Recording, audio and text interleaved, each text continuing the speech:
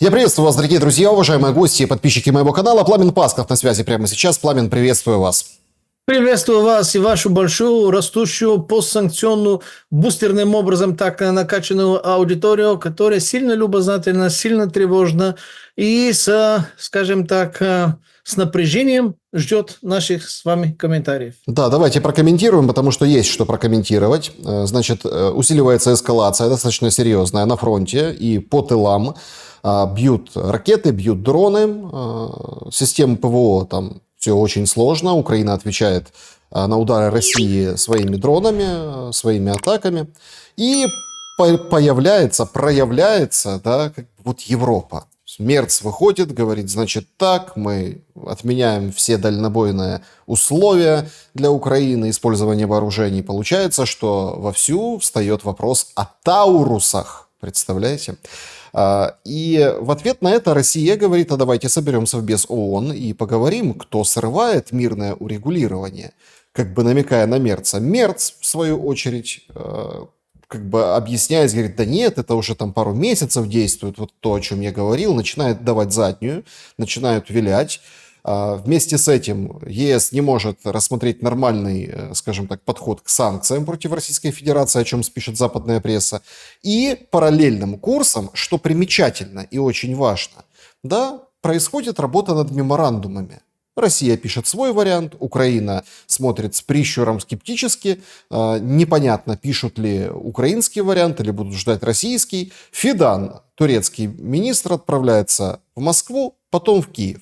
То есть ситуация достаточно напряженная, и кажется, что мирный трек выбивают немного на обочину вот эти заявления и ситуация на передовой. Как вы оцениваете роль Европы и на самом деле есть ли что-то такое, что может предложить западный мир, да, для того, чтобы устроить мир через силу и войну остановить, повлияв на написание меморандумов? Честно говоря, чешется сказать, что Западная Европа и коалиция желающих, решительных и не можущих не в состоянии повлиять существенным образом на развитие фронта. Но здесь, если сказать такое, во-первых, это имеет место и право быть, но нужно сделать некоторые уточнения.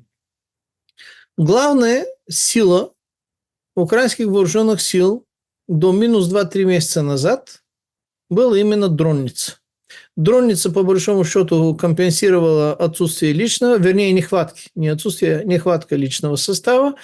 Дронница не позволяла России пользоваться своим количественным преимуществом, потому что на каждого российского штурмовика приходилось от 6 до 11 дронов, разного типа, разного, конечно, калибра, но вот так оно и было. Однако за последние несколько месяцев Россия, которая, в принципе, разгоняется медленно, тяжело, со скрипами, с артритными, можно сказать, скрипами, но все-таки поставила вот это дело производства дронов на более масштабной, на более системной, на более государственной основе, не на уровне, скажем так, гаражного там или кустарного, подвального, хорошо координировано, как долгое время хвастались, что на Украине там ребята работают, выкладываются, волонтерят, координируются там британцами и комплектующими, всем остальным.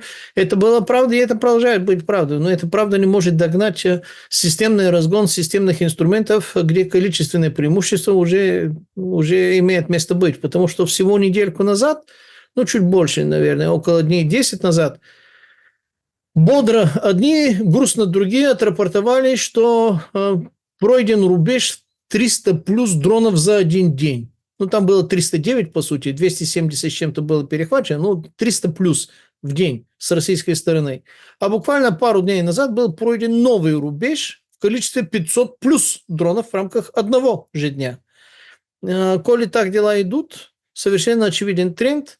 Если кто-то чем-то решительным внешним образом не помешает Кремлю, то дойти до 1000 плюс дронов в день, это будет до конца года, может быть, и сильно раньше, чем конец вот этого года. А, естественно, тогда никакие Таурусы, никакие Storm Shadow, никакие Хаймерсы, никакие ПВО, никакие F-16, которые и так сыпятся и падают, и погибают, никакие Патриоты, никакие боеприпасы Патриотов не компенсируют и не будут в состоянии этого защитить. Они будут в состоянии наносить удары и вглубь асимметричным образом России для того, чтобы раздражать и кошмарить и создавать некоторые болезненные неудобства России, но остановить вот это нарастающее, очевидно, и в будущем будет нарастать преимущество, не будут в состоянии. Соответственно, таким образом сметается, можно сказать, вот это не то, что линия фронта, а серая зона, которая обычно было раньше считать, ну, порядка там 10-15 километров плюс-минус слева-справа. Сейчас вот эти даже раньше считалось пару-тройку километров, потом стали 10-15 километров считать, а сейчас это плюс-минус около линии фронта, это от 30 до 50, иногда и до больше километров, потому что эти дроны совершенствуются, их количество увеличивается, их боевой заряд увеличивается, размножается разным образом уже. Эти дроны уже начинают накачиваться искусственным интеллектом, а в переводе это означает, что они уже идут не каждый сам по себе ас, а они идут роем, который управляется координированно, в том числе почти самостоятельным образом, из чего следует, что если запустить действительно рой из 1000 дронов, ну, шахедов, герани, там кому как, то, наверное, многие из ваших зрителей смотрели вот эти ролики китайские, где они показывали вот эти красочные 3D-шные воздухи фейерверки, где поднимали несколько тысяч или несколько десятки тысяч дронов. А это, конечно, в шоу-программах это шикарно, это впечатляюще, это удивительно, это прекрасно, это просто масштабно. Но в переводе сразу, переводя это на военный сленг, означает, что ровно такая же координация, ровно такой же синхрон, ровно такое же управление, с ровно такой же, если не с большей сложностью, можно сделать с этими или с такими же дронами и на военном уровне. В переводе часть из этих дронов берут на себя раздражающим образом и привлекают на себя ПВО украинское для того, чтобы его истощить. И эти дроны могут быть пустышки, они просто могут быть такие летающие, без нужного на то полезного заряда, но с нужными на то военными функциями. Другая часть дронов координирует работу всех этих дронов. Третья часть дронов, они накачаны разными типами боеприпасов. Одни фугасные, вторые зажигательные, третьи бризантные, там неважно какие. Четвертые из них маленькие дроны, камикадзе могут запускать и управлять ими. Пятый, шестой, седьмой, восьмой, то есть там уже все это не пересчитать. Коли такой рой на дневной базе будет сыпаться на территорию Украины, я думаю, что это вопрос считанных недель, не дерзну сказать считанных дней, но дерзну сказать считанных недель и точно не месяцев, и немного, что линия фронта будет продырявлена, пробита, фронт станет пунктиром, количество и жертвоготовность и боеспособность украинских вооруженных пехотных сухопутных сил будет сводиться, если не на нет, то будет сокращаться в разы значение вот этих вооруженных сил, и зона доступа до банковой, до других ключевых важных, знаковых, ритуальных в том числе мест. Это вопрос чисто технологического доступа, который уже будет к этому моменту. То есть добавление таурусов это имеет значение. Сказать, что это не имеет значения, это вообще-то глупости говорить. Но давайте посмотрим. Таурус – это действительно классное оружие. 500 километров глубины, могут достигнуть до Белокаменной, могут закошмарить Белокаменной, могут треснуть по Белокаменной в попытке, скажем так, ударить именно Министерство внутренних дел, либо Кремль, такая, естественно. Коротко говоря, Белокаменной может достаться. Если с российским ПВО что-то сильно драматически не улучшилось, таурусы могут в зависимости от количества и достичь. И тогда будет действительно репутационно, мягко говоря, сильно плохо для властелина Кремля, имеется в виду. Однако, давайте посмотрим на объективные цифры. Цифры имеют значение. Сколько вообще таурусов? 600 таурусов заказано для Люфтваффе на сумму 570 миллионов евро. Это не суть. Поставки закончились в декабре 2010 года. В Германии, значит, 600. Испании 43. Там закончились в августе 2010 года, выполнено. Южная Корея 177, 2018 год, 2020 год уже поставлены, эксплуатируются истребителями, и будущие операторы, Швеция 24 февраля 2025 года, то бишь сейчас, после того, как они вошли в НАТО, собираются оснащать свой многоцелевой JAS-39 Gripen ракетой «Таурус». Планируется, что эта ракета поступит на вооружение ВВС Швеции к 2028 году. То есть Швеция раскошеливается, достает денежки, дает заказ, хочет получить и собирается это получить 28 год. Союзник по НАТО и по всем остальным. Как вы думаете, Украина, которая, скорее всего, либо не будет за это платить, либо не будет в состоянии полностью об этом платить, либо если ты это доставишь Украине, потом с тебя будут спрашивать, и причем по законам военного времени совершенно основательно будут спрашивать, кому такая заноза в заднице, кому такая вообще-то головная боль нужна на постоянной основе, на масштабной, пусть не Таурус, Орешник. Орешник можно получить по Рейнметал там или по заводу Таурус? Можно, почему бы и нельзя? Нет, Это вопрос решения. Вот тут же есть определенная такая кочка, на которой можно споткнуться. Вот вы говорите, тут есть публикации уже там максимум, это вот из того, что максимум, если Таурусы попадут для вооруженных сил Украины, это там 100-150 штук. Максимум. И то это при очень жирных раскладах, если условно там Берлин вступает в войну, а передача этих ракет это действительно вступление в войну. Но тут же возникает другой момент. Вот вы говорите репутационный удар, да, там, например, разбитый Кремль или там уничтоженный Крымский мост. Я просто всем напомню, что при Шольце прошлую итерацию, когда вовсю поднимали эту тему, сейчас дадут Таурусы, Украина, как и атакмсы, будем использовать Крымский мост, чтобы сделать больно репутационно. Но по сути, даже если предположить эту картину, пламен, так погодите, гипотетически идет удар по Москве, по городам каким-то российским, по Крымскому мосту, по Кремлю, прям четко в Кремль. Так а что за удар репутационный? Наоборот, все россияне вспомнят вдруг, что немцы атакуют, да, то есть Москву, Россию, и это еще больше может сплотить вокруг Путина, вокруг силовиков, ястребов войны в России, таких, приличное количество. В Украине их тоже нормальное количество, но там тоже есть, так сказать, большой объем ястребов. И тогда уже при ответном ударе по какой-нибудь базе в Германии или по каким-нибудь там другим объектам репутационные риски возникают у мерца, второсортного мерца, которого не с первого раза выбрали, который делает заявление, делает шаг вперед и два назад, который лавирует и пытается хоть как-то удержаться, который понимает, что нужен газ, который понимает, что экономике, скажем так, не так хорошо, как было даже при Шольце. И вот тут уже репутационный момент. Немцы могут выйти и сказать: Шольц, что ты делаешь? И вот этот шаг, да, он работает исключительно на уровне заявлений. Мол, мы сейчас дадим Украине все. А что у вас есть? А вот это у нас есть. А если ответить? И то есть мы заходим в воронку определенного, на фоне того, что вы сказали про дроны, то есть дали правильную аналитику, что их может быть 500 в сутки, прям каждый день, а могут пускать потихонечку там по одному, по два, по три, и вся страна будет сидеть в воздушной тревоге. Вся страна, да, а там еще и мобильную связь надо отключать и как-то пытаться регулировать, то есть это коллапс полный. И вот тут непонятно, а кто же побеждает в этой всей риторике? И что скажут американцы? Вот здесь главный момент. Американцы Мерца поддержат, Мерц говорит, поддерживают. А как на самом деле?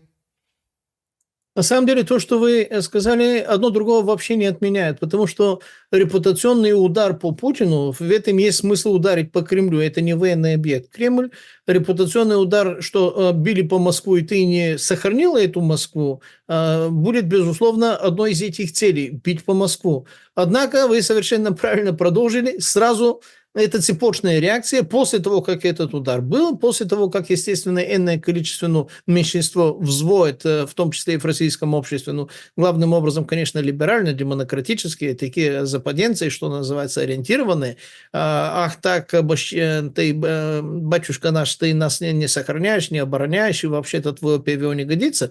Но большой глубинный народ действительно именно так среагирует, как вы и описали, и более того, раз такой репутационный удар, то будет репутационно приумножающий асимметрический ответ. Я думаю, что тогда речник бахнет и по городу-герою Киеву, и по точке, скажем так, решений где-то в Германии. Это уже им решать, куда и как в Германии. Потому что действительно момент Германии бьют по Москву, Германия достала Москву. Это генетическая память не такая уж отдаленная. 80 лет спустя, что называется, ордена и портреты все еще бессмертного полка живы и находятся в каждой семье. Поэтому даже если Путин не хотел, потому что у него, скажем так, к Германии более чем положительное отношение. Он это демонстрировал на время всей своей каденции, и в конце концов его служба там в Дрездене, он, можно сказать, такой, если не германофил, то человек, который относится очень положительно, уважительно, и нравится ему все германское. И, наверное, когда-то было за что. Но это сейчас даже обсуждать не будем. Когда-то это уже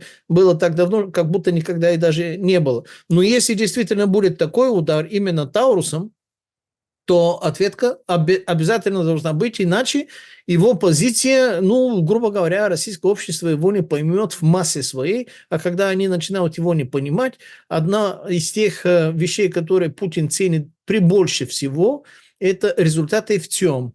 Всероссийский центр исследования общественного мнения. Соответственно, если рейтинг начнет просто так, как биржевые индексы, падать вниз, мы уже тогда прислушиваемся и должны выполнить то, что этот рейтинг стабилизирует и поднимет опять, либо хотя бы сохранить на том уровне, на котором было до того, как это было. И да, тогда будут не только орешники, будет все, чего есть, куда и как нужно для того, чтобы это как-то восстановить. Это опять же, репутационный удар и урон имеет не менее масштабные тяжелые военные последствия, военные удары и поражения, нежели чисто военно-стратегические цели, которые их бьют сейчас.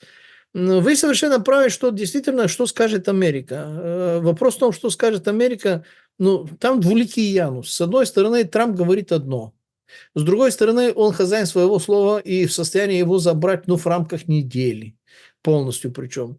А с третьей стороны, что скажет Америка? Понимаете, если сейчас дали Таурусы, и эти Таурусы будут применяться в ближайшие 10 дней, я думаю, что Америка это откомментирует либо слабо, либо почти не откомментирует. Разве что в рамках служебно обязательного.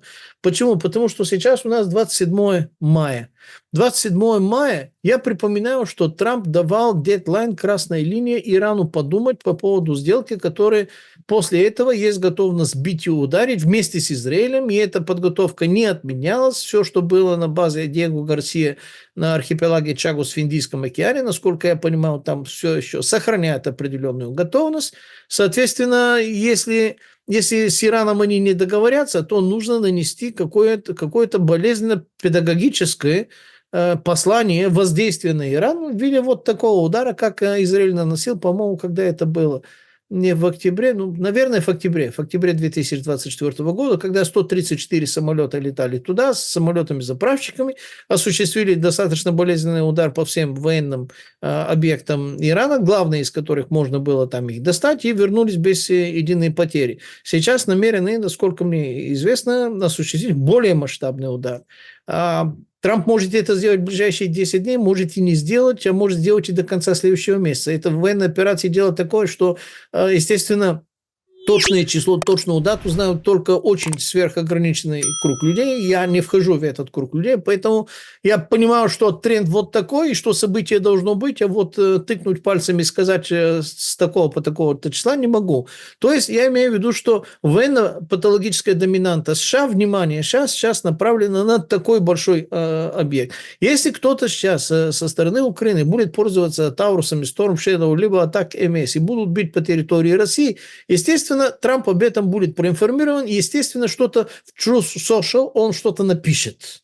Но будет ли он что-то делать, будет ли он вообще-то вызывать на ковер Мерца, Макрона, либо кого-то другого, ну, Макрон дело такое. Мало того, что засветился там с этими там, ну, ложками, порошками, пакетиками и так далее, да еще и Бриджит Фоссет или Макрон, и это она или он, и это вопрос тоже немножко такой обтекаемый.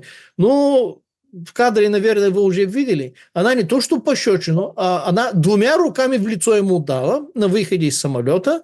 Он попытался сохранить лицо и выйти чуть ли не служебной резиновой такой улыбкой, почти китайской. Подавал ей руку, чтобы она подружка его взяла. Она, естественно, его не взяла, потому что мы видели кадр, после которого женщины под руки мужчин не берут, неважно, какие у них там отношения. И даже в кадрах появилась стюардесса, у которой все здесь левое плечо было ободрано и в крови. Ободрано до крови. То есть разорвана одежда здесь нет, и здесь плечо в крови. То есть на этом самолете Макрона какие-то ММА события происходили, какие-то бурные физические события происходили, но он вышел. То есть косяк за косяком. Вообще это скандал за скандалом. Если эти люди собираются нападать на Россию всерьез, ну, слушайте, ну, кто-то из них хотя бы служил где-то, как-то нет. Потому что одно дело Наполеон, который корсиканец, который даже не француз, кстати. Корсиканец – это дело другое. Но он вообще-то и служил, и воевал, и там вопросов нет. А другое дело Шарль де Голль, который тоже и служил, и воевал, и там вопросов вообще нет. Третье дело, даже большинство из этих европейских лидеров, которые были в середине и второй половине 20 века, большинство из них, как и советские руководители, они видели эту войну в лицо, и большинство из них имели там форму, звездочки, ранения, там и царапины и так далее и тому подобное. А вот эти ребята, они в шашки, они в Counter-Strike играли, они в Age of Empires играли, или они в чем вообще играли? В каких-то там стрелялках, там Doom или что, я не знаю, как это называется. Они что-то настоящее видели? Нет. Или только на кадрах? Поэтому, если эти ребята сейчас будут влиять на эти процессы, они будут влиять, как вы видите, ровно на том уровне, на котором они и влияли с 2022 года. Мы будем поставлять, мы будем извергать сквернословие, мы будем накладывать санкции, которые мы будем нарушать для того, чтобы нам это было выгоднее, или, по крайней мере, и нам это было выгоднее. В чем сверхзадача? Сверхзадача, чтобы Украина с их помощью продержалась до 2029 года, когда они планируют быть тоже готовыми, а для этого они должны запрягнуть Восточную Европу к 2026 году, то есть к следующему году, чтобы Восточная Европа восполнила ту нехватку личного состава и других боеприпасов за свой счет, конечно. Восточная Европа практически колонизирована внешней злой волей, можно сказать. Когда я к моему другу детства, с которым мы на соседней парте сидели в школе с 9 по 11 класс, самое крепкое, это лучший мой друг, он глазной хирург в городе Мишкорц в Венгрии. И когда к ним, каждый год, 3 раза в году я на своей машине чесал в сторону Москвы по разным маршрутам, в том числе и через все возможные транспортные диагонали Украины, потому и считаю, что знаю Украины больше, чем 90% украинцев, пусть там будет это нескромно, но в Венгрии, когда мы гуляем с ним, он мне показывает, вот завод немецкий, вот фабрика немецкая, вот торговая точка немецкая, вот больше... Он говорит, а германцы в конце концов выиграли Вторую мировую войну, по крайней мере здесь у нас в Венгрии. То есть весь бизнес германский, вся Восточная Европа, она под германским вассалитетом, а Германия, естественно, военно-оккупированная, военно-несубъектная страна, и она находится под британо-американским вассалитетом. То есть Германия сама по себе вассал, а Восточная Европа отдана под управление вассал, и Восточная Европа колонизирована. Пока что есть только двое бунтующих на корабле, Фицу да Орбан, но остальные пока что соблюдают кое-что. Но сами понимаете, в Чехии есть такой кадр, который является главой националистической партии Чехии. Его зовут, сейчас скажу, Томио Окамура. Папаша у него японец, он любит фотографироваться с кимоно, с самурайской там саблей, там с катаной и так далее, но он возглавляет чешскую националистическую партию. В Польше недельку назад, когда были президентские выборы, один из кандидатов был, давайте не будем забывать, Гжегош Браун, который что сделал с европейским флагом Четвертого рейха? Он обтирал в нем ноги. А в Италии все еще, по крайней мере, физически живой Матео Салвини, которого тоже прижимают в угол. В Германии все еще физически живая и не отказывается от своего рода деятельности Сара Вагенкнехт.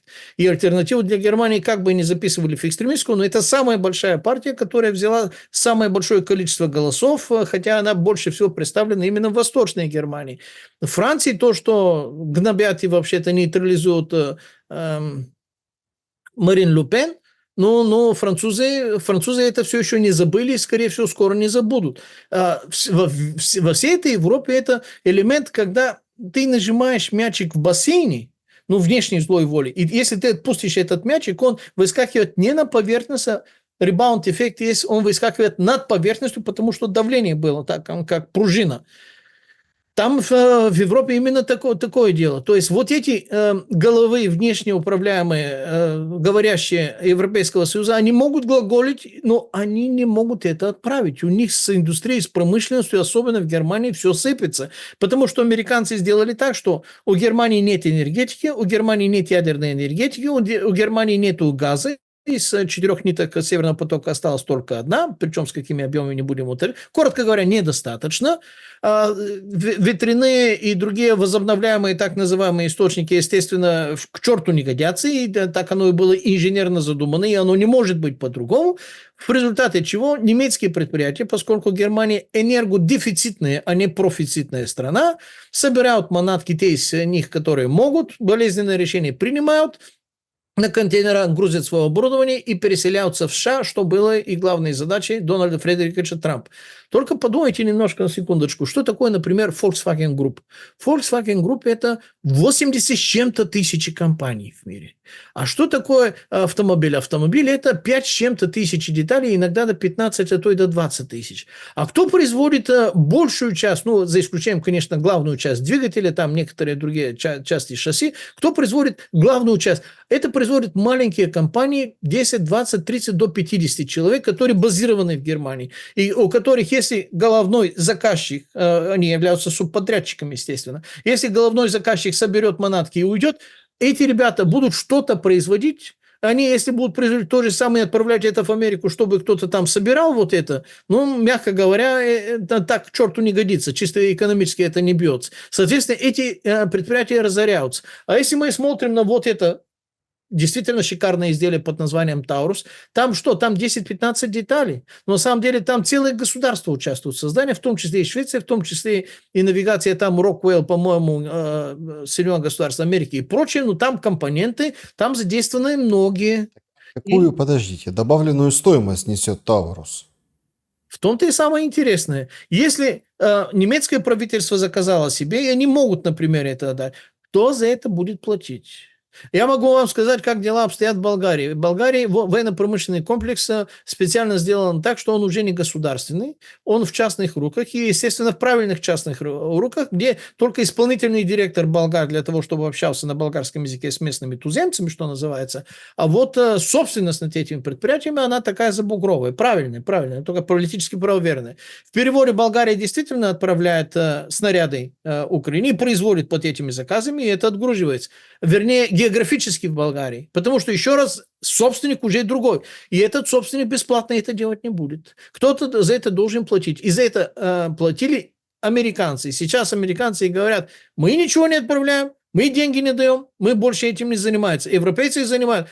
А Европа не просто в рецессии. Европа, простите за выражение, она глубоко в финал, скажем так, в пищеварительной системе, в очень глубокой такой, темной, не очень приятно пахнущей.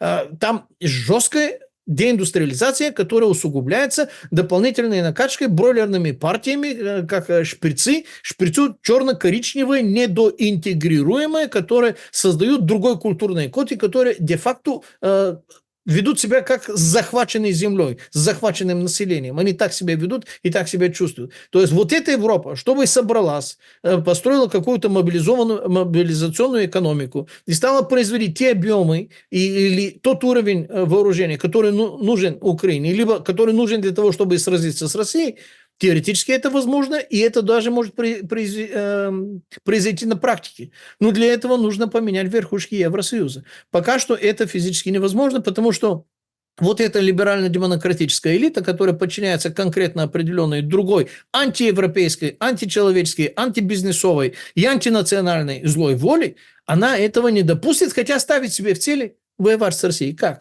Чем? Ну, вопрос действительно, может быть, главный вопрос, потому что Украина обескравливается, украинские вооруженные силы обескравливаются, они сражаются, гребут уже всех, скоро будут грести 18-22 или 18-24, даже есть компании, пока что они добровольно идут для того, чтобы показать, насколько это классно, правда, потом быстро возвращаются в виде, который не сильно классно смотрится, ну, там все понятно, даже уточнять не будем, потом будут забирать женщины, то есть война до последнего украинца, для последнего украинского ребенка, для последней украинской собаки, либо кошки вместе с блохами, она будет происходить. Вопрос в том, кто потом. Пытаются заставить Польшу. Польша отникивается. Но давайте я скобку вам открою, она очень важная. Во времена, когда далеко не последним человеком в американской иерархии был Збигнев Бжезинский. Откровенный, естественно, враг России и сильно такой, скажем так, патриот Польши и Америки в том числе. Но, по сути, один из главных победителей в Третьей мировой войне, в холодной войне против Советского Союза. Тогда, пока он был живой, это было в начале 2000-х годов. Польшу вошли в Европейском Союзе 2003 год. Только до того, как ее вошли с 2000 по 2003 год, под личным настаиванием Збигнева Бжезинского их накачали по этим же тогдашним ценам и с этой силой денег 320 миллиардов евро не предприсоединительные фонды, а так. Ну да, по программам, чтобы все стало, чтобы она стала куколкой, чтобы она показала всем остальным восточноевропейским странам, как классно, хорошо войти в Европейский Союз, потому что референдумы не проводились нигде, ни в Болгарии, ни в Польше, ни в Чехии, ни в Словакии, нигде никто не проводил референдум. Польшу накачали. И возникает вопрос, хорошо, после этого Польшу сделали ее такой специальной презентационной куколкой, потом и предприсоединительные фонды им выдавали на специально другие условия, более выгодные, чем на все остальные страны после Польши, которые там входили. Не будем говорить о Румынии, Болгарии, там вообще-то жесть, это даже сейчас обсуждать не буду. Ну, Польшу сделали вот такой заманухой. Но все-таки 320 миллиардов евро тогда, 2001, 2002, 2003 год, это смело можете считать, что это под 500 миллиона сегодня, если не выше 500 миллиона. Эти же деньги кто-то должен отрабатывать. Я вам сразу скажу, как и кто должен их отрабатывать. Примерно тогда же, с 2003 по 2007 год, сделали то, что называется НАТО внутри НАТО, а именно так называемая Вышеградская группа. Это 4 страны. Польша, Чехия, Словакия, Венгрия. И в этих 4 странах сохранили абсолютно все вооружение времен Варшавского договора, то бишь советского производства. Их не разоружали, как это делали с Болгарией. Потому что в Болгарии у нас дефект, мы слишком сильно хорошо относимся к России, это на национальном уровне. Они нам не доверяют, поэтому оружие нам оставлять нельзя, потому что если нас отправить против России, мы повернем эти наши стволы, наших же автоматов не в ту сторону. Они это прекрасно знают. А вот Польша, Чехия, Словакия и Венгрия, у них типа есть какие-то исторические основания за некоторые русофобии, которые дополнительно, естественно, разжигаются. Польша, понятное дело, Чехия 68 год, понятное дело, Венгрия 56 год, тоже понятное дело, ну, Словакия, ну, куда и деваться, потому что она тоже там воевала, даже солдаты отправляла, так что в этих странах они оставили это вооружение, они оставили военно-промышленный комплекс, они сохранили эту армию, даже помогали им вырасти эту армию. Потом из этой Вышеградской группы, которая должна отрабатывать эти 320 миллиардов евро и быть первым ударным железным кулаком против России, военным кулаком, ну, Словакия и Венгрия, понимаете ли, что-то отвалились. Ну, Фицу получил 5 пулей на вытянутые руки расстояние за такое, понимаете ли, поведение, потому что там большие тетушки и дядюшки решили эти вопросы, а ты, понимаете, тебя откармливали, как питбул стероидами, качали хорошим кормом, а ты сейчас отказываешься идти в бой. Ринг свободный, а ты в ринг не хочешь выйти. Что это вообще-то за безобразие? И на следующей неделе, если помните, Виктору Орбану тоже был инцидент, попытка покушения, при которой погиб даже один полицейский. Это было в апреле прошлого года, мы это отдельно, по-моему, обсуждали, и вы тоже подробно это обсуждали. В рамках недели была открыта охота на первых лиц. Что с первого принца Салмана, и на Эрдогана там была какая-то попытка, на Вучича, Фицу, Орбан и угроза не президента, премьер-министра Грузии Ираклий Кубахидзе, которому тогда сказали, если не будешь слушаться с этими вашими здесь протестами против, они хотели там какой-то закон иностранных агентов, посмотри на судьбу Фицу, ты будешь следующим. Ему европейский комиссар в лицо это говорил, не стесняясь, и это в записях тоже есть. То есть, когда идет такая предвоенная подготовка, уже перестают стесняться в выражениях, забывают о любой дипломатии и действительно готовить их к этому. 2026 год есть план, чтобы эта же Восточная Европа пошла туда воевать. А если кто-то не хочет воевать, это проблема для тех, которые не хотят воевать, и это проблема для тех, которые хотят их заставить воевать. Если Америка удаляется, интересно, как тогда вот эта Западная Европа, так называемый Европейский Союз, Еврокомиссии, Еврокомиссары и так далее, они будут в состоянии заставить этих восточноевропейцев идти туда и погибать. Александр, я думаю, что стоит провести отдельную передачу. Вы можете ее провести, это публичные данные, либо совместно. Просто посчитать, какое количество вооружений накачали Польшу за последние меньше 10 лет, какое количество вооружений она заказывает в этом же году, 25-м, и какое количество вооружений она должна получить до того же самого 2029 года. И вы увидите, что там действительно накачка, готовность идет очень масштабная. Там одни Patriot системы под 50, а сейчас на территории Украины, которые воюют, 8. 8 и того.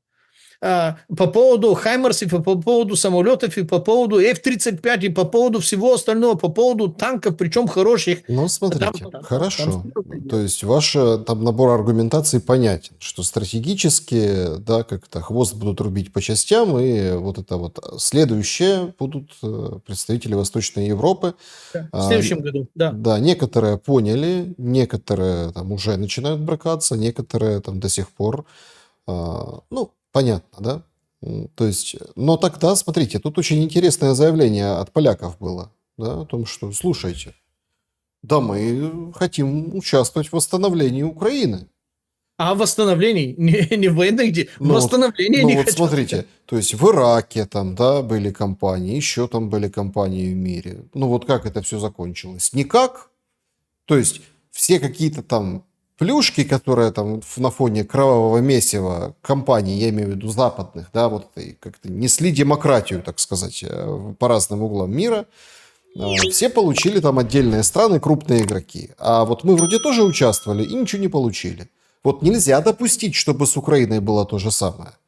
Это показатель как раз-таки, давайте, противоположный, антагонистический. То есть, простите, пожалуйста, но если уже поляки пытаются как бы пробиться к этому корыту, да, корыту восстановления, это же сигнал, что война заканчивается, а не то, что Восточная Европа будет дальше воевать с Россией.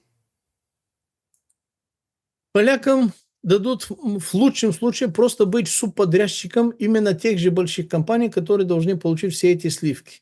Когда вы дали вот этот шикарный пример с Ираком, я хочу напомнить нашим зрителям, наверное, с Советским Союзом была такая же ситуация, но потом его, конечно, развалили. Когда стали воевать против Ирака, нас тоже позвали, и там был какой-то болгарский контингент. Естественно, большинство из общественности к этому относилось негативно, никто уже, конечно, нас не спрашивал. И нам объясняли это тем, что Ирак нам должен $2 миллиарда, это было правда, и причем на эти доллары, которые 90-е годы, что называется, и если мы будем участвовать, то нам дадут потом участвовать в восстановлении Ирака для того, чтобы восстановить и заполучить эти наши государственные деньги. Как можете легко догадаться, ни в каком восстановлении никто из нас не участвовал, никакие деньги. Более того, нас заставили официально списать вот эти 2 миллиарда и простить, хотя компания Дика Чейни, Халлибертон и другие подобные большие монстры, они все взяли, все плюшки, это только в одни ворота, конечно, пришли, по-другому не может быть. Примерно подобное было положение с Ливией. Примерно даже сумма была такая же, 2 с чем-то миллиарда, на 90-е годы 20 века, что называется. И там наших не отправляли, просто нас заставили и этот долг списать. И причем и другие внешние страны, которые были чем-то как-то должны, но которые американцы решили потом их бить, лупить и уничтожать, в восстановлении принимают участвуют единственные только американцы, они забирают, ну, американцы и британцы, честно говоря, они забирают все самое вкусное, и только то самое черное, чем они не хотят заниматься, отдают субподрядчикам, они все равно собирают это все главное. Так что поляки могут быть только черноработниками каких-то таких подрядов. Если они не поняли, не извлекли вот эти главные уроки, все-таки в Америке более 6 миллионов поляков проживает. Если они не могут объяснить своим сородичам, ребята, это разводилово, опять же, вообще-то будут нас иметь и использовать в качестве, ну, доставать горячие каштаны из огня нашими же руками, а кто-то другой будет стряпню там пробовать, ну, тогда, если руководство у них такое глупое и безответственное, может и такое произойти. Вы совершенно правы, они ничего не увидят. Но им будут размахивать вот эту побрякушку под названием «Жечь Посполитая». И даже когда я пересекал границу, по-моему, я это говорил, в вашей передаче, можете, нет, со славного города-героя Бреста в сторону польского города Тересполь на своей машине, причем много раз. Там, когда въезжаешь в Польшу, ну, знаете, какая надпись там? Там надпись на таможне «Жечь Посполитая». А, соответственно, Жечь Посполитая историческая, они претендуют, что вся Западная Польша, естественно, вся Западная Украина, а еще проще до Днепра, это Жечь Посполитая. Это историческое недоразумение и черная несправедливость, что у нас это отняли. И для того, чтобы их подключить, они им размахивают вот эту побрякушку под названием «Жечь Посполитая» и будут их заманивать участвовать в военных действиях. Они, ну, наверное, вернее, я уверен, уже не дураки, они получили более 12 тысяч трупов, и они прекрасно понимают, что не Жечь Посполитая не светится, не восстановление Украины. Если туда будешь что-то отправлять, ну, ты должен понимать, что это твоя колониальная дань. И будешь сражаться за что-то другое, чужое. А так у них действительно с оружием, правда, это интересное задание, стоит посмотреть даже нашим зрителям, коих сейчас 4537 в нашем прямом эфире, только на мои каналы. И поэтому, ребята, просто посмотрите, что за вооружение у Польши, только ищите не на польском или на русском, а на английском с автоматическим переводом, там более подробные такие сводки. Ладно. Что они получили? Смотрите, давайте перейдем все-таки к перспективам мирного урегулирования. Интересная такие есть? Интересная поездка Фидана в Москву, официальная, встретился лично с Путиным, понятное дело, с Лавровым, и Рейтерс пишет, что в конце недели он будет непосредственно в Киеве. Челночная дипломатия по-турецки способна ли привести к общему знаменателю меморандумы, о которых все сейчас говорят? Причем я сделаю акцент. В прессе, да и украинская сторона, все говорят о меморандуме, о варианте российском. Но мы же помним, их, по идее, должно быть два. Российский, украинский. С Украины мы слышим только заявление о том, что сначала российский мы почитаем, а потом будем свой писать. Или сейчас, да, вот когда идут наработки. Ведь эти два меморандума не могут отличаться на 180 градусов, да, или противоположными быть друг другу, потому что нужно же о чем-то говорить. Смогут ли турки подвести черту и общий знаменатель? Если турки этим занимаются, это означает месяца на несколько, минимум на 3. Это выгодно России, это невыгодно Украине. Однако вы правильно заметили, что больший акцент делается именно на российский сценарий вот этого текста, этой хотелки под названием меморандум, то есть напоминалка. Почему? Потому что российский, хотя и сильно неприятный для Украины, он более реалистичный. Причем реалистичный с точки зрения постоянного усугубления условий. А украинская точка зрения, она исчерпывается с этими 3-4 пунктами, которые Зеленский повторяет, как заевшая, скажем так, грампластинка, и практически она не меняется. До границ 91 года, сначала прекращение огня и выход российских войск отсюда, сначала компенсации России, сначала, коротко говоря, все такие вещи, которые физически невозможны. В российском сценарии тоже есть вещи, которые на сегодняшний день физически, фактически и юридически невозможны, потому что для того, чтобы это стали даже хотя бы обсуждать, нужно произвести конституционные изменения в Конституцию Украины. Это процедура, которая требует долгие месяцы, много доброго желания и много чего другого, чего там нет пока что. пока, скажем так, российские вооруженные силы не достигнут до славной реки Днепр хотя бы в 5, а то лучше в 7, 8, 12 точек, причем уверенно, и не будут в плотном физическом контакте с некоторыми из больших городов, что Кременчуг, что Днепр, что Киев, то я уверен, что украинская точка зрения меморандума, который исчерпывается 4-5 пунктами меньше полстранички, она вряд ли изменится по той простой причине, что Зеленский, даже если захочет что-то менять, ну, во-первых, война является единственной гарантией сохранения власти. А сохранение власти – это единственная гарантия его личной безопасности. А его личная безопасность находится под угрозой, он это прекрасно понимает, причем с разных сторон. И война является единственной такой гарантией. Ему прекращение войны не нужно. Вот он вошел уже в эту роль, он вошел во вкус, он начал понимать, и не просто понимать, а прекрасно понимает, как извлекать оттуда такие прибыли, какие никакая коммерческая деятельность, что даже на уровне олигархов Ахметова, там, Пинчука, неважно кого, неважно как раньше извлекали, такие бабки, которые сейчас и активы он рубит, никакие экономические, коммерческие деятельности, никаких масштабных олигархов, даже российских, невозможно видать. Соответственно, это единственный способ его сохранения. Если он начнет обсуждать вот эти меморандумы, сначала, во-первых, как называет их Алексей Николаевич Арестович, из землянки АОН-УПА, вот эти там рогатые, зубатые, вообще-то звероподобные будут приставать. Ах так, значит так. И это физическая угроза его личной жизни, не просто безопасность. А с другой стороны, если он начнет такие разговоры примерно таким же, чуть более деликатным, даже более эффективным образом, против него возникнут вот эта его собственная охрана, сасовцы, британцы, потому что британцам это тоже категорически не нужно. С трудом можно найти каких-то в окружении Зеленского, скорее всего, даже невозможно найти, кому нужна, выгодна и приемлема вообще-то любая форма прекращения огня, либо перемирия с Россией на сегодняшний день. То, что украинская армия не может удерживать напор русской армии, соответственно, увеличивающееся количество дронов, это факт, но это факт, который они отчитывают, но все равно не готовы пойти на шаг прекращения огня. Что такое прекращение огня для них? А прекращение огня это означает, что часть из этой армии вернется обратно домой, причем вполне вероятно с оружием своим, а если нету оружия, они быстро найдут оружие, если им нужно. А как они тогда справятся со своей же личной безопасностью, когда вот эта армия вернется и будет задавать вопросы, не просто будут срывать ордена и кидать их там на Хрещатике, как говорил Алексей Николаевич Арестович, а будут и другие вещи делать, потому что они поймут, что одним киданием орденов своих, боевых, ничего не решается и никого они не впечатлили в нужной степени, в нужном направлении. И они займутся определенными организационными действиями, в которых они очень хороши и хорошо тренированы и дисциплинированы.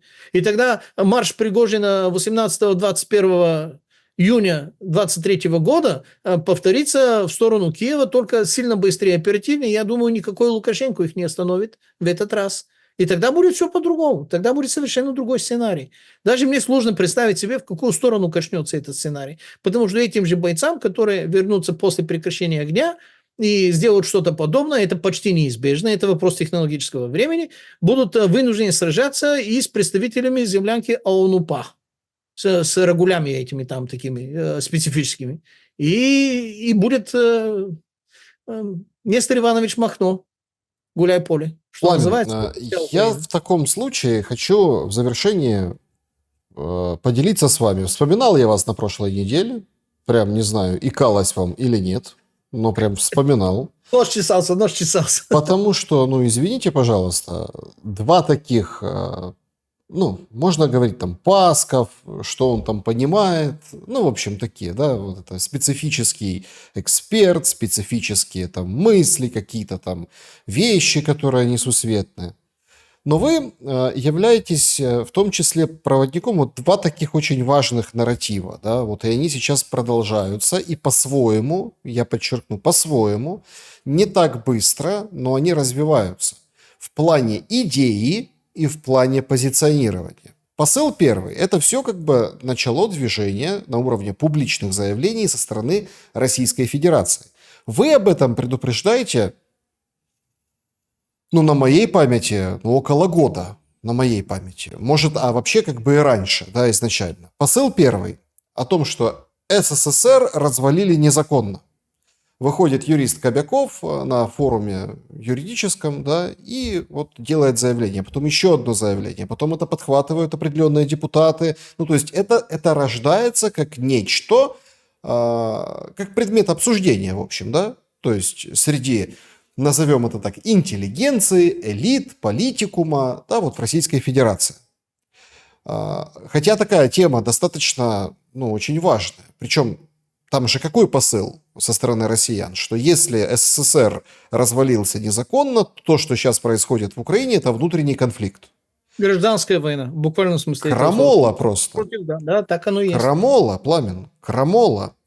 Это один трек. Второй трек – это Соболев есть такой, да, депутат, говорит, что в том числе вот эта вся война может проистекать, да, в некое союзное государство России, Украины и Беларуси, да, то есть вот глобальная цель, большая цель, то есть в финале видится некий такой союз. То есть отсюда мы тоже делаем логику, ну, пытаемся делать как бы такие шаги и пытаемся проанализировать логично. То есть получается, если сейчас то, что там захватывается российской армией, продвижение вперед там, и так далее, они называют освобождением с их стороны, с их же российской стороны, они присоединяют это к территории Российской Федерации, то есть есть субъекты, да.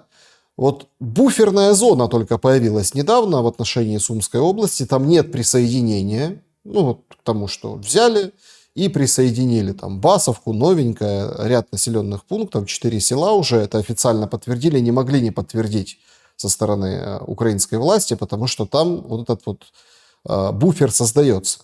Но буфер никто не объявляет о том, что собирается присоединять, точно так же в Харьковской области и так далее. Получается, что есть части, которые Россия хочет присоединить, а есть части, которые будут называться буфером, но как бы это претензии на какую-то другую Украину в какой-то перспективе, которая и будет вот этим союзным государством. Причем Украину, получается, разделят между тем, что отберут, официально присоединят, буферным там, государством Украина. Ну и, наверное, то, что останется, скажем так, Украиной воюющей вот по той схеме, по которой сейчас. То есть вот такой сценарный план сейчас вырисовывается. Что думаете по поводу плана? И все-таки насколько такой магистральный является вот такой магистральной дорогой, да, вот для формирования будущих проектов, это вот все-таки тема с развалом СССР и внутренним конфликтом. Знаете, я об этом говорю, в том числе и на русскоязычной, скажем так, аудитории с 2016 года.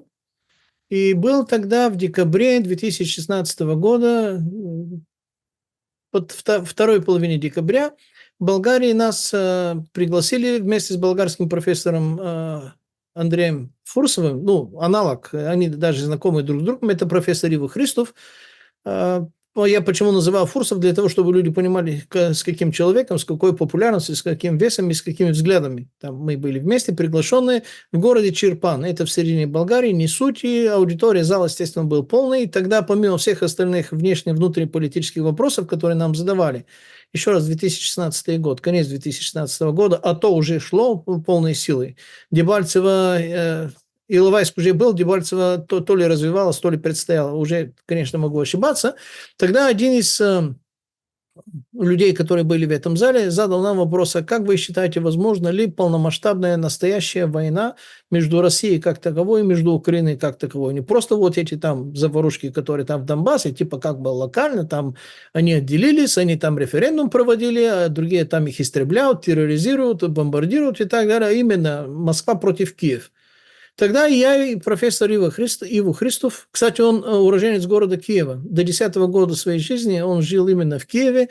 И когда в 10-летнем возрасте переехала семья, у него отец болгар, мама русской и западной Украины.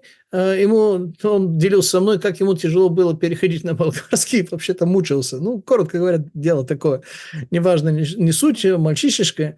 И тогда и я, и он сказали, что это вопрос чисто технологического времени, это абсолютная неизбежность, на что зал тогда на нас посмотрел так, вроде бы и умные люди, как могут они такие глупости говорить, как может русский солдат стрелять против украинца, как украинский солдат, который такой же русский, будет вообще-то убивать и принимать, чтобы воевать. Такое быть не может, просто потому что такое быть не может, это как будто какая-то область Болгарии будет воевать с другой областью Болгарии, это немыслимо. Вот эти ребята немножко не угадали. Ну, немножко или немножко, не буду сейчас рассказывать, это можно проверить. Правда, сложно проверить, потому что это по-болгарски человек должен знать, эта запись все еще висит. Но тогда меня приглашали в российских, вернее, в русскоязычных каналах ютубных, в том числе и в студиях. Я туда приезжал. Кстати, там тоже я лично пересекался и познакомился с Андреем Ильичем Фурсовым персонально. И такие же вопросы времен АТО звучали и там. Я тоже сказал, что это абсолютно неизбежно. Это абсолютно неизбежно просто потому, что список причин, которые к этому привели, был заложен еще Беловежской пущей и в Вискули, основано против 9 декабря 1991 года, и что дальше, это вопрос сценариев и расположения звезд, но это не может не быть. Они думали, что я пытаюсь стать интересным какой-то аудитории. Но теперь переходим к главному вопросу. Понимаете, вот эта тема с незаконностью развала Советского Союза, она архиважна просто потому, что на сегодняшний день она является и ключом, и решением всего того, ради чего сейчас люди погибают. Потому что они воюют Московский с Киевским военным округом ради того, что является собственностью всем. И земля, и предприятия, и инфраструктура, и залежи, и полезные ископаемые, и бесполезные ископаемые, и все остальное, это является собственностью всем. Никакой вопрос не о том, чей Крым не будет стоять. Никакой вопрос обо всем остальном, какие буферные, не буферные или архибуферные. По поводу этих буферных границ, это является...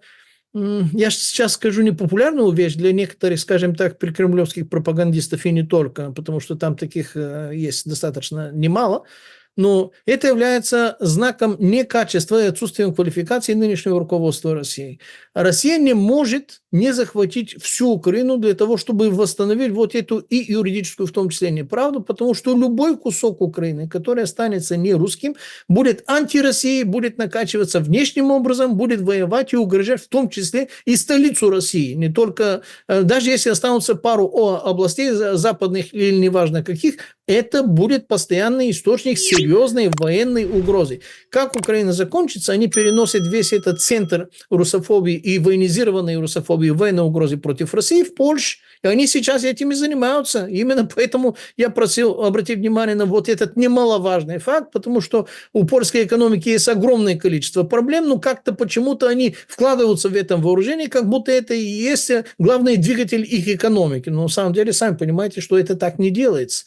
До того, как заниматься такими вещами, нужно заниматься холодильником, можно сказать, одеждой, либо крышей своей, а там с этими там вооружением, он там накачивается, хотя дырки в стене есть, ну, образно говоря. Поэтому главный вопрос о том, чей этот Советский Союз и незаконность его разрушения, он незаконно разрушен, с международной юридической точки зрения, потому что это место в Совете Безопасности ООН, которое сохранено всего за 5 победителей Второй мировой войны, которая стоила 100 миллионов человеческих жизней по всему миру. Именно поэтому цена высокая, именно поэтому, когда они рапортовали из Вискули, Ельцин первый позвонил Джорджу Бушу-старшему, он пришел в ужасе. Они хотели действительно, опустить Советский Союз, ликвидировать его ядерную опасность, ядерные угрозы и всего остального. Они хотели приструнить и сделать их ресурсной базой, но не хотели такой ценой, не потому, что они заботятся о русских, либо о будущих гражданах Украины, Беларуси и других там, а просто потому, что это вопрос контроля. Легче контролировать одной Москвой, нежели контролировать 15 столицами, где у каждого могут быть, скажем так, свои тараканы в голове, а там ядерный потенциал. Вот на сегодняшний день даже самую маленькую, можно сказать, по количеству населения Туркмению, Они не могут контролировать. У них там очень сильно специфическое. Я Туркмению сейчас обсуждать подробно не буду. Не буду говорить, это хорошо, плохо или неважно как. Но даже они Туркмению не могут контролировать. И даже самую западную Россию под названием Беларусь они тоже не могут контролировать. Там тоже идет совершенно по-друговски. То есть вопрос контроля для них всегда был первым по значению. Но давайте вспомним, кто и как действительно разрушил этот же Советский Союз. Чисто хронологически, ребята, это 91 год является ключом для всего этого. 17 марта был всесоюзный референдум? Был. 73% Украинской Советской Социалистической Республики проголосовали за сохранение, а не за раздербанивание. Проголосовали. В тот же год, в августе, а потом, по-моему, коротко говоря, были какие-то то ли опросы, то ли подготовки, но мы хотим отделиться. И когда Леонид Макарович приезжал, он говорит, слушайте, а мы здесь провели на Украинском Советском в Искуле, мы сделали наш референдум, мы хотим отделиться. Формальный повод, чтобы эти трое собрались, это было для переподписания всесоюзного договора, потому что они были обязаны выполнить волю народа советского по согласии с этим референдумом. То есть они пришли переподписать именно союзный договор, а не разрушать Союза нерушимых республик свободных, сплотила навеки Великая Русь. Они за это пришли. Они звонили Назарбаеву, Нурсултану Абишевичу в Казахстане и просили, чтобы он их поддержал. Он сказал, вы идиоты, вы мерзавцы, негодяи, вы что хотите? Казах позаботился, и как-то ему стало больно на сердце за то, что рушат Советский Союз, а трое самых русских, они туда, да давайте мы как-то так, если можно, почему бы и нет. И это было незаконно как с юридической точки зрения, с геополитической и с внутриполитической точки зрения. Потому что нету ни одного текста ни в российской юриспруденции, вернее, ни в советской юриспруденции тогда, потому что российской тогда не было, ни в Конституции Советского Союза, которая позволяет таким образом, более того, в год, когда референдум только что проводили, кто является источником суверенитета народ советский. Народ советский проголосовал 17 марта на референдуме. Проголосовал. Более прямая форма демократии, более прямая форма спросить народа, что нужно и что нельзя делать, есть или нет? Нет. А как ты тогда собираешься и оформляешь какие-то документы, на базе чего ты это делаешь? На базе чего? Поэтому после этого ни Конституция Украины, ни Конституция Беларуси, ни Конституция России не стоят даже бумаги, на которые они расписывались. Не стоят ничего.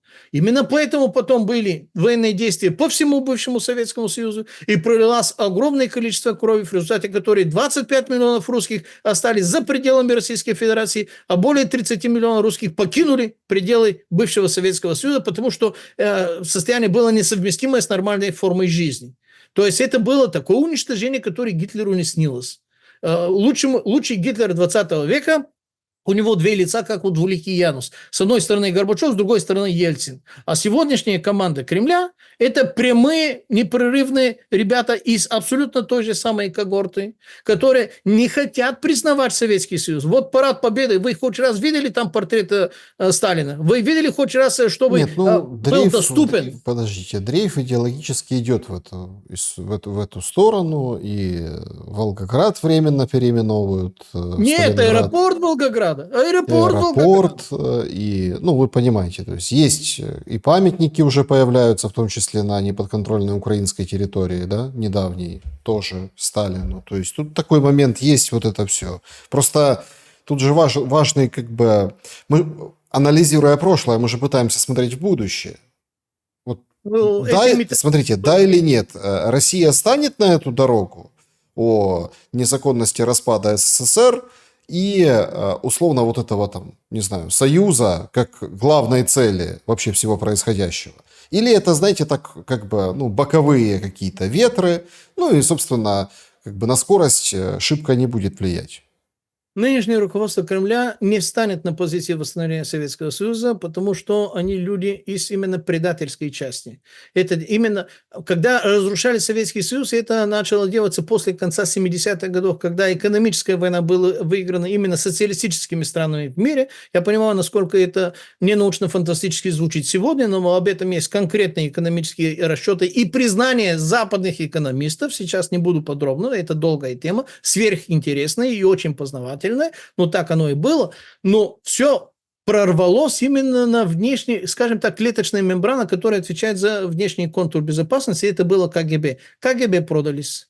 КГБ продались, потому что им захотелось, как у их коллег вилла в Майами, яхта и вообще-то безбедное существование, в отличие от квартиры в Ясенево, что им светило вот этим бывшим КГБшникам. Это жилой район в Москве, где проживают, большая часть из нынешнего там ФСБ, бывшие КГБшники, там добротные такие дома, дома и квартиры.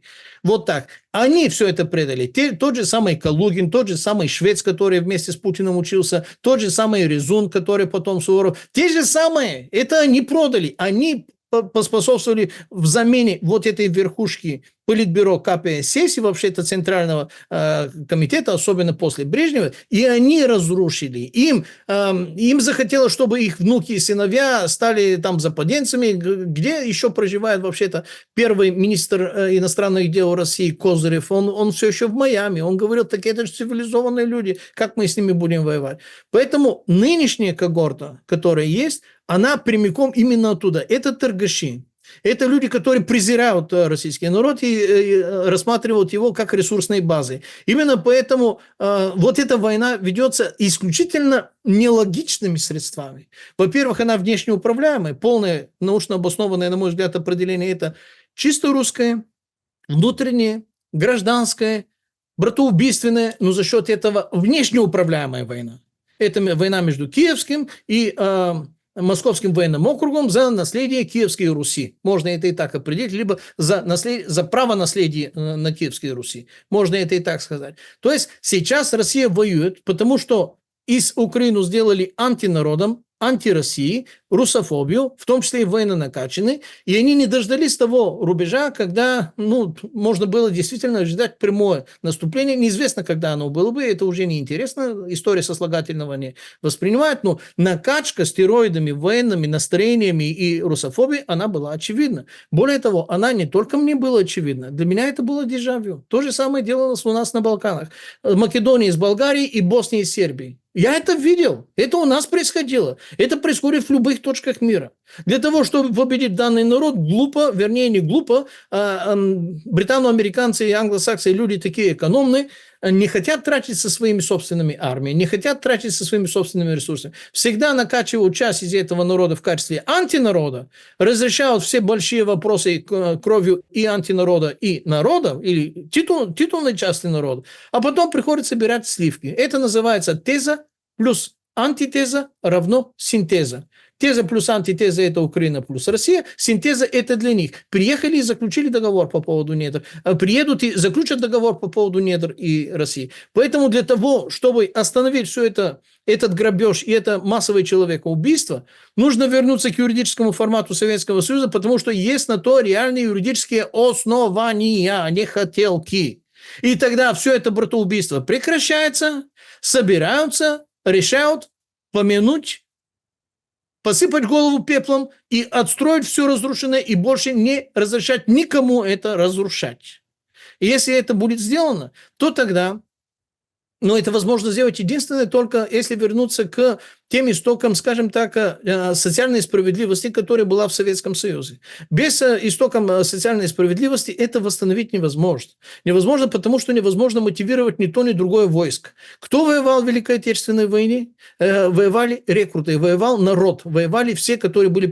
Кто воюет сейчас со стороны России? Наемники, у которых слишком много ипотек, слишком много кредитов, слишком много этого самого, им нужны деньги. То есть нету такого рекрута как таковым. Почему бусификация? Потому что народ не хочет воевать за этих олигархов и за этого наркомана, простите за мой французский. Он не один, да. Не хотят за это воевать. Зачем им это воевать? Поменять российские олигархи на украинские, либо сохранить украинские олигархи добавкой с американскими олигархами. Народ за это погибать не хочет. А если нужно воевать для того, чтобы сохранить Отечество, где увидели вот эту социальную справедливость, это дело совершенно другое. Александр, если люди изучают историю конца Российской империи, там есть очень интересный такой момент. Было восстание в Туркестане, то бишь это Средняя Азия, против царской власти, которое было подавлено достаточно большой жестокостью. Это было конец 19-го, либо начало 20 века, до 17 года, естественно. Потом, времен Второй мировой войны, Те же самые люди, у которых деды сражались против этой центрально-московской или центрально-российской власти, самостоятельно, добровольцами, рекрутами шли защищать другую родину, другое отечество, потому что они увидели большую разницу между этой царской капиталистической другой власти и той власти, которая была отстроена большим трудом и потом всего советского народа, и поэтому победил советский народ, не победили русские, не побеждали украинцы, не побеждали чеченцы, не побеждали татары в розни. Побеждали все, воевали все, и было 42 фронта. В составе Третьего Украинского фронта воевала первая болгарская армия генерала Владимира Стойчева, о котором я уже рассказывал, повторять не буду. Но и того фронтов было 42. В этих 42 фронта воевали все. И эти все отвоевали. Эти все заслужили статус победителей. Сегодняшние генетические наследники народа победителей, у них есть не просто раздвоение, а раздробление сознания. Я русский или украинец? Я советский или я какой-то местечковый? Я капиталист или я социалист? За что мне воевать? За что мне не воевать? Куда мне двигаться? Куда мне идти? Кем податься? И вообще-то, что это такое? Почему здесь с мигрантами проблема, когда те же самые мигранты из тех же самых среднеазиатских республик, времен Советского Союза, никто никакими мигрантами не считал, никакие подобные безобразия не происходили, и всего остальное и тому подобное, потому что это капитализм, где человек для человека это волк, это враг, это конкурент, и его надо гнобить и уничтожать, без разницы того, он является таким же, как ты, или он является различным. Если это различным по цвету кожи, по разрезу глаз, это, конечно, как-то будто вроде бы более легко, естественно, происходит. Но слушайте, на стрелке лихих 90-х разве украинцы и с украинцами не стрелялись и по городу Киеву, по всем городам? По всей России не стрелялись разве представители одной и той же национальности? Не истребляли братки друг друга? Десятки тысяч там не полегло? Нет. У нас болгары против Болгарии стреляли. И здесь 30 тысяч, не меньше там полегло. Поэтому вопрос о том, кто как чем различен, это вопрос вторичный, потому что dividere et impera, разделяй и властвуй. Если нет разделения, сделай разделение. Разделяй украинцев от русских, назови часть русских украинцами, и они будут воевать, потому что мы для этого приложим абсолютно все инструменты. Если не было бы никаких различных, то в рамках русского народа сделали бы староверы против старообрядцев, против это тоже, эти тоже линии разлома были, конечно. Да. Все можно придумать. Либералы против консерваторов. Ну, естественно, как же без этого? Да. Пламен Пасков был моим собеседником сегодня. Я благодарен вам за время и мысли. Спасибо вам огромное, всех благ всем, и братья, сестры, товарищи, друзья, не друзья, дамы и господа, случайно попавшие. Выключите, пожалуйста, телевизоры, включите мозги, и все у вас приложится. Всего вам доброго, будьте с нами, продолжение следует. Друзья, берегите себя, всем добра и света, увидимся.